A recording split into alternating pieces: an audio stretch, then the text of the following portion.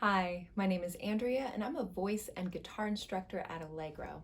And in this video, I'd like to talk to you about vocal resonance and take you on a fun crash course of what resonance is and how to move the sound around to different resonators to maximize the volume for your voice and take all that stress off of those vocal folds. All right, so let's dive in. What is vocal resonance? I like to think of resonance as picturing yourself walking into a cathedral or a mission or hiking through a big beautiful canyon, and you start to speak. You start to produce sound out of your mouth, and then that sound from you starts to bounce around that big beautiful space up those canyon walls, creating natural reverb and volume and amplification you could never create on your own without that space. That's resonance.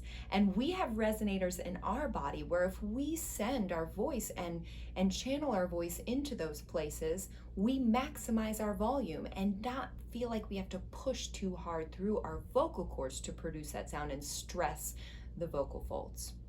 All right, so before we can dive into talking about these resonators and the different places they are, we have to get in touch with the muscles that guide the sound. I like to think about sound like water. If you put a big sip of water in your mouth and then you move it around with your tongue, or you splash it into this cheek, splash it into this cheek, you can start to feel that you can move stuff around in your mouth. You can move that liquid around. Well, you can't feel sound, but you can hear it. And you can also move those sound waves the same way you move other things around in your mouth. You just have to understand how to do it and start to identify and hear where it is when you're doing it. So the muscles that we use when we're moving sound around, there's a few I want to get in touch with. The first most important one though is the tongue. So let's dive into an exercise to get in touch with that tongue, because the tongue is giant, it's powerful, and you really need to understand how big and powerful it is in order to send the sound in different places and channel the sound into different resonators. So let's go ahead and put your thumb right here under your chin. And then what I'd like you to do is bullfrog that down and start a yawn. And when I say bullfrog, just flare your nostrils and start to yawn. You'll feel your tongue drop. You'll feel your palate lift, your ears drop, your nostrils flare. Everything's happening and you push against that thumb. Try that again. You can feel the power and the size of that tongue push against that thumb. A lot of people only think of the tongue as what they can see at the top. It takes up this whole bottom of your face here.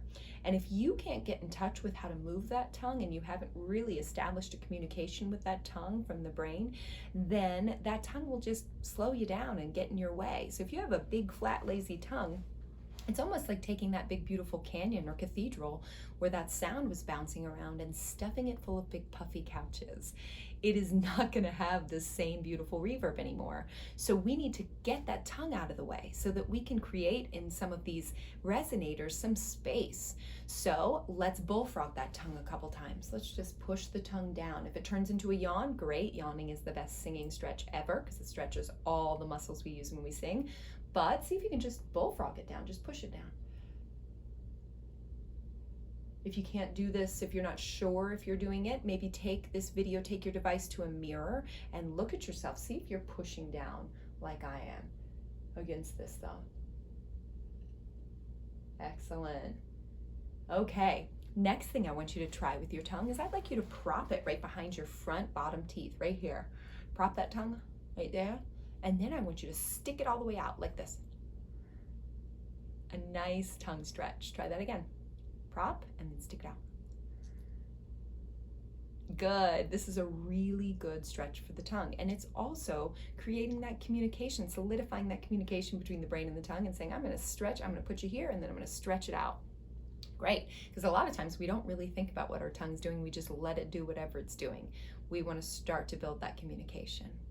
Next, the last one that's a little harder is creating a reservoir with the tongue. So if you can kind of create a little cup, sometimes I call it a little bit of a curl. We don't want to curl the tongue like this. We want it to be more of a reservoir like this. So get a mirror if you need. You might even feel it bullfrog or drop down when you do that curl, so try that with me. Excellent. If you need to pause the video and try it on your own a couple times in a mirror, please do, but create that cup. Good. Okay, next thing we're going to do is we're going to combine all three. We are going to prop, then we're going to cup and curl, and then drop. Now the cup and the curl and the drop might all kind of combine, but that's okay. Let's try to put them all together. So we prop behind our teeth here, then we curl, and then we drop. Good. Again, prop, curl, and then drop. Excellent. It might make you yawn. That's completely fine. Prop, curl, and drop. Good. One more. Prop, curl, drop. Good. You can do this exercise to start to stretch the tongue, drop the tongue, manipulate the tongue, and increase communication between your brain and the tongue. And then also start to feel the severe positions you can get into for singing. Now, we would not want to be in these positions when we're actually singing. If we sung like this, oh, it would sound a little ridiculous, a little bit like a yawn. It almost can sound even Kermit-y sometimes because of that palate, that soft palate, which we'll talk about in a minute. But you want to do these stretches because it gets you in tune with making that communication, and then also stretching so that you can start to have strength and connection to these parts, these muscles that are going to move the sound to different resonators. Okay, the next muscle I do want to talk about is that soft palate, because you kind of feel it lift when you go ahead and want to drop that tongue anyway, because it's reactionary. It's like a yawn. The soft palate, if you're not sure what it is, you can touch your hard palate up front. Yep. And tap on it. It's got that bone there. You don't want to reach back and tap on your soft palate. That's where the uvula hangs down. You might gag, but you can feel it lift. When you drop that tongue or start to yawn, you feel that soft palate lift. If you want to try to talk like Kermit the Frog or Pee Wee Herman and really put a lot of tension into that palate, you can start to feel what it feels like when there's too much tension in the palate and you're lifting it too much. If you have a little bit of a Kermit-y voice when you sing, maybe that's what it's coming from, that palate being lifted too high. That's too much tension in the palate. Go ahead and feel what it feels like to bring in too much tension and lift it, and then relax it. And then relax it. Yeah, have fun with that. Play with that soft palate. Start to feel too much tension and then relax. Okay, I also want to talk about the jaw as another muscle that's very important when we're sending the voice into different resonators, because if that jaw is too tense and you can't relax it, you can't drop it, then what ends up happening is you clench, and then you're sort of closing off all this space you could use to create this beautiful cathedral in our oral cavity up here. All right, so let's go ahead and put our fingers right here in front of your ears, right here. And once they're there, I'd like you to open the jaw all the way till those fingers sort of fall into that cavity. Yeah, you'll feel them kind of dip into a cavity of your jaw. You might even feel a pop or a crack when you do this. That's okay. We're going to work through that. Good. Now, if you feel lots of popping and cracking and it's very much a tense movement, we just need to work out some of the tension in that jaw. So go ahead and massage the jaw. And then what I want you to do is get into that open position again once you've given it a good massage. And then open. And then slowly close it. Like make that hinge work for you in a nice relaxed way. Excellent. One more. You might have to do this a few times until you can feel that nice relaxed motion of opening all the way and then slowly relaxing. Getting in touch with our jaw and relaxing our jaw is super important for resonance. Okay, last one, our lips. Our lips and our face right in here are very, very important for resonance as well. Because if it's always wide, wide, wide all the time, just very, very wide, then we're not ever really creating this closed space for the sound to rattle around before it comes out. So if you can create kind of a pursed ooh shape, like you're blowing through a straw or a kazoo like this, and then what I'd like you to do is start to make sound through it. Any tone is fine. And push the sound up against those lips, like you're playing a kazoo or pushing sound through a straw. You'll feel the sound vibrate against those lips. You are pushing that sound into those closed lips to start to feel the vibration. Okay, and if those lips are way too closed, you'd feel that vibration and we're not letting the sound out. It's not going to be a nice rounded sound. If they're too wide, then we're letting too much sound out and not allowing it to resonate in this cavity here. So we also need to understand how the lips are important. All right, so now let's move into the resonation and the resonators in our voice and how to use these spaces in our body and these muscles to push the sound into these different spaces in our body. The resonators in our body are super important for different styles of singing and also for understanding your anatomy. Every singer is different. Your anatomy is very important in understanding where maybe your voice has a tendency to settle the most and how to embrace that, but then also add to it by using other resonators. And as you move into different parts of your range, you might lean into one resonator more than the other. So let's start with the 4 different resonators. We're going to talk about 4. We're going to talk about down here, our lower throat and our chest. We're going to talk about the back of our upper throat, our pharynx here, our pharyngeal cavity. Then we're going to talk about right in here, our oral cavity, our mouth, and then our nasal cavity. Now, we're not going to talk about them in that order, only because I find some are a little easier to find than others. So we're going to go through each of them and do an exercise on how to find those. Okay, so let's put your hand right here on your chest, and I would like you to talk in your very lowest voice. Talk to me in a low voice. Hi, my name is. Then I want you to turn that into a note and just a nice relaxed ah. Ah, almost like a monk chanting. Ah, and drop that sound as low as you can. If we need a tone, right there for us, a little bit higher singers. If that's a little too low, bring it up a little. For low singers, we go an octave down. Right in here, so you can try. You should feel a vibration in your chest. Your voice box is lowering, relaxing. Those folds are getting flappy for those low frequencies. And then all the sound is projecting into this cavity, into the chest cavity. A lot of times, singers will lay into this cavity in their lower voice. That's why we refer to it as our chest voice. And then a lot of the higher sounds we're going to use the resonators for move up into this area, which is our head voice, into our head and our skull, and rattle around in there. So we have these different resonators, but that's why different ranges are referred to the way they are, is what resonators we lay into the most when we use them.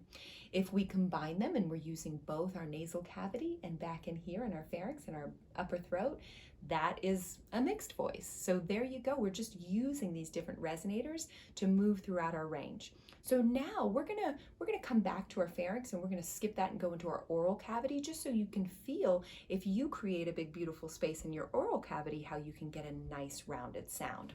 Okay, so now we're gonna go up a little higher. Our voice is here. Ooh, and we're going to create a nice rounded ooh in our mouth, okay? So I don't want it to be tension like this, ooh, ooh. I want it to have a nice relaxed jaw. So if you need to open that jaw wide and then relax it a little, like here, and then change those lips to an ooh, and then prop that tongue behind your teeth. Ooh. It almost, sometimes people refer to it as an egg shape in your mouth, like picturing a hard-boiled egg in your mouth, because you're sort of letting that tongue prop and drop it a little bit, and then you're also rounding, dropping the jaw and rounding the lips to create that cathedral in your oral cavity. So let's try that together. Low voices down here. We're going to head up into our higher register to sort of create that sound and resonate it right up in here. You might even notice that you can produce more volume when you play with that shape.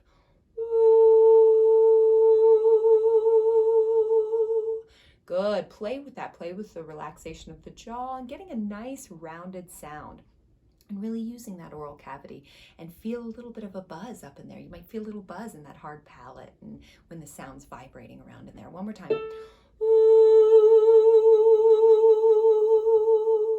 Good, and hopefully you can feel little vibrations in your mouth.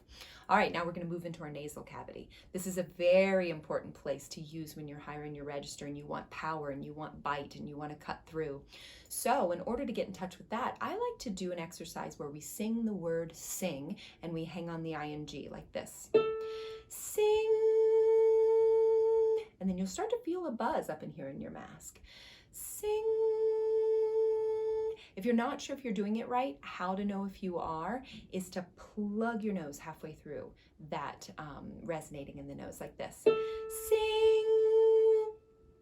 If all that sound cuts out and your ears almost pop, that means that you're doing it right. You're raising your tongue to your soft palate to create that ing, holding it up there and sending all the sound into your nasal cavity. Sing. Good. You can even do it lower in your range. Sing. And really hear and feel that buzz.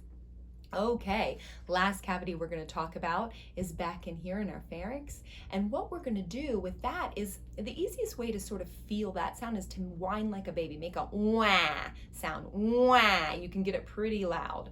Wah.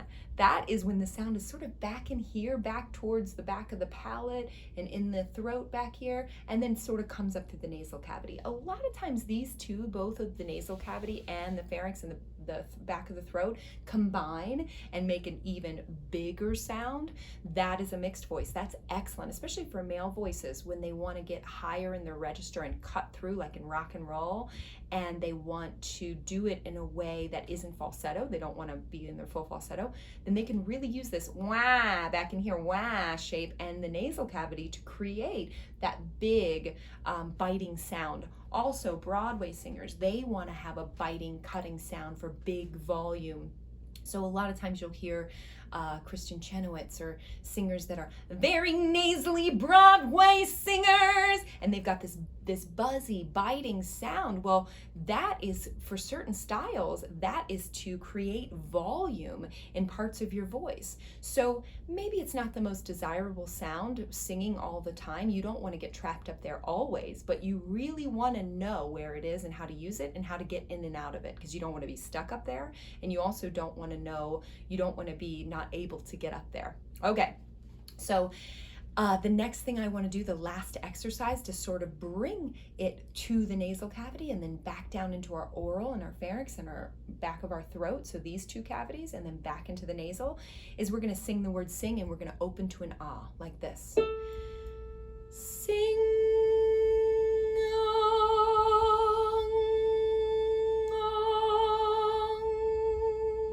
Good. Lower voices, you can kind of be in your upper range here. Sing. Okay, what you're doing there is you're bringing it nasal and then bringing the tongue back down and letting the sound back into the oral cavity, and then nasal and then bringing it down. This is a fun one to play with in any part of your range. You can go a little lower. Sing.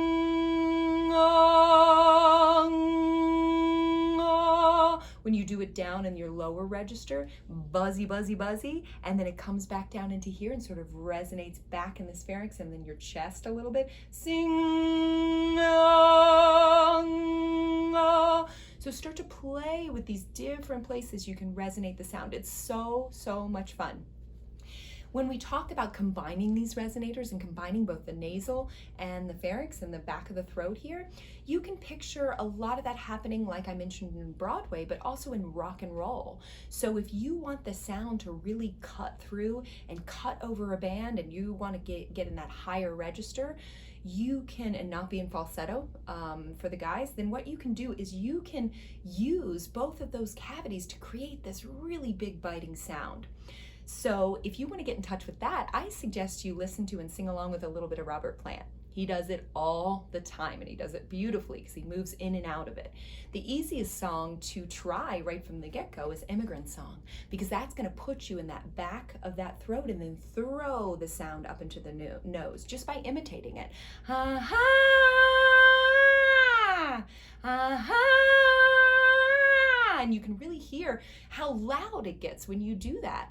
Now, maybe not the most desirable sound for most people, but play with it so you can feel, if you ever need it, how to access it. Because imitating different singers and feeling where they resonate and send the sound is super fun. It can be so eye-opening to how many places we can resonate. So you've made it through all 4 of your resonators. Now I suggest for you to play with this at home, because if you sing along with these singers and you start to or listen and hear where they lean into resonance, you can hear how they play with it. You can think of Adele, who lays into that chest. Never have I found someone like, really chesty, really leans into that back of the throat and the chest. She sort of went to the Etta James school of singing, at last my love. So it sort of starts at last in that chest and then sort of goes into the back of the throat. My love has come along, and then it comes forward into that oral cavity and closes the lips. Come along, my lonely mouth, and then our over chest. So you can start to feel when you move throughout your range and you try to play with resonance or listen to singers and sing along with them, how fun it can be to move the sound around. A couple more examples of singing.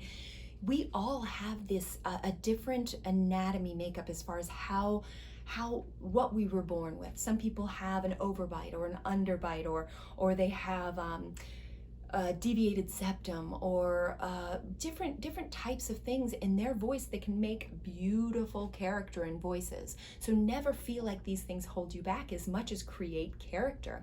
You think about Bruce Springsteen. Hey, little girls are dead at home. He's got that real forward jaw. He's got an underbite, and it creates this super cool sound that really went overboard in the 90s and people tried to emulate.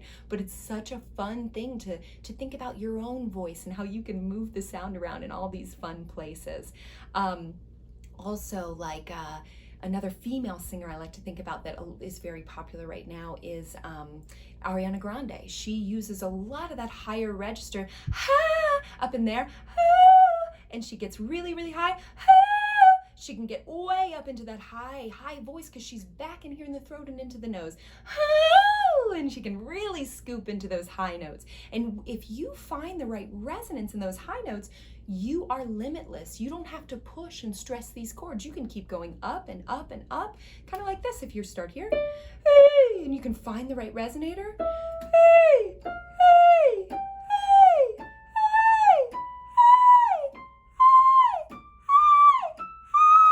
just keep going up and up and up, because I'm not even putting any stress on these vocal cords. I'm just sending that sound back of the throat, up through the nose a little bit, into my cavity here in the mouth, and you can start to play with how to get throughout your range anywhere you need, low, high, and really embrace the resonance of that. And then depending on your body, your style of singing, you can develop it for you and hone it, but you gotta play. Now, when I say imitate singers, the last thing I wanna leave you with is, I don't want you to think when I say listen to singers, see where they're resonating, try it yourself, that all of a sudden you're going to sound like that singer and steal their style or not come up with your own. Because the thing is we sort of have to imitate other singers to understand our own voice and understand resonance.